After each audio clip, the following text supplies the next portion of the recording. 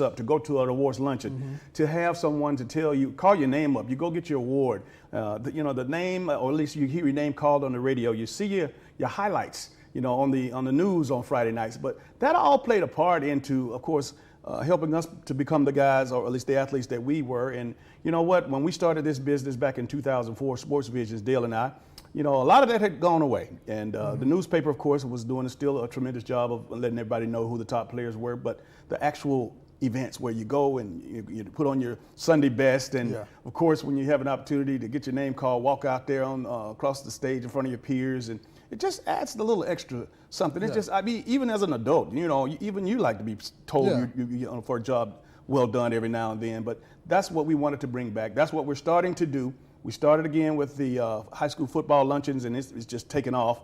The Female Athlete of the Year Awards Luncheon that will be next April the 21st, that has come on. It'll be in its 7th year. And then now Mark and Sam stepping up, and this will be the 2nd annual. And then again, we're just excited that we're having an opportunity, because at some point in time, we're going to have an opportunity to not only do these that we're doing, but we have, we got golf, tennis, soccer. There's a plethora of things that needs to be done, and we're tasked to do it. Gotcha. Now, how can the community help support y'all through this event? Well, first and foremost, obviously, I'd love for them to attend these events. I mean, I go to a lot of stadiums and the gyms, and I don't see the community out there, but I would love for them to be in the stands, because that was always another concern of mine, not so much for Sports Vision, but when these kids are playing in these schools in the Bi-City area.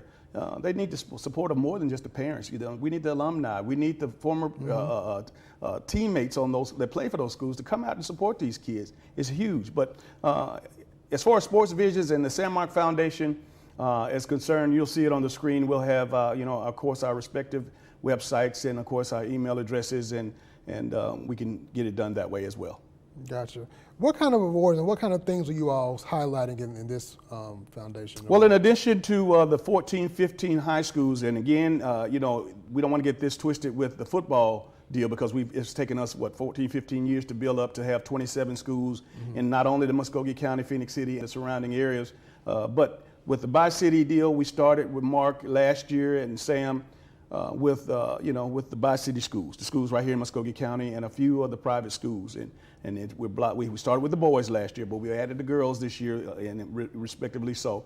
And there's about 14 schools. So we'll have the MVPs of the boys and the girls, and the coaches basically select those and send those names in. And outside of each one of the respective schools, boys and girls teams being represented by an MVP at the Sandmark Foundation's High School Football Awards luncheon, we take some specialty awards as well. We have the Sam Mitchell Coach of the Year. So the very best coach that is selected, or at least voted on, and he's awarded there. We have the Mark Upshaw Most Valuable Player, so the best player in the city. And of course, we have a couple of sponsors, Synovus as well as TSIS. It's not TSIS anymore, but they have some awards that we stand out. But one of the other great awards that we have is the Grant Williams Award for leadership. And again, he is a player that grew up in this camp as a young toddler, but now he's a major player with the Boston Celtics.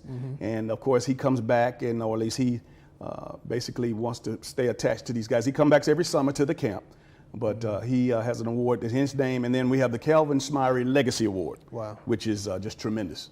Awesome. And that's the great thing, is because it gives so many sponsors an opportunity to really be a part of it.